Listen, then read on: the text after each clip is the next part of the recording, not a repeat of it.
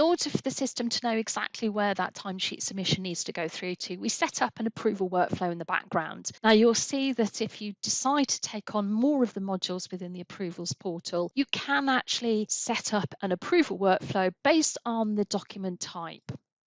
Now, if you have multiple Sage companies, there is the option for approvals to link to multiple organisations without any additional charge. And again, you've got that capacity to be able to set up a brand new approval workflow for each of those.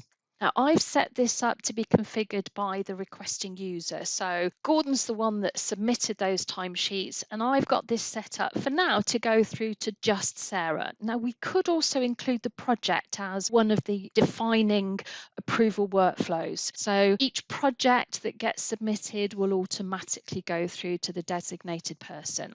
Now, you can have as many people in that workflow as you like, and it can be sent to go through to multiple people, one person at a time, or it can go through to multiple people all at the same time. So a very simplistic workflow where it'll just go through to Sarah, then the administrator, or as we said, it'll go through to multiple people at the same time.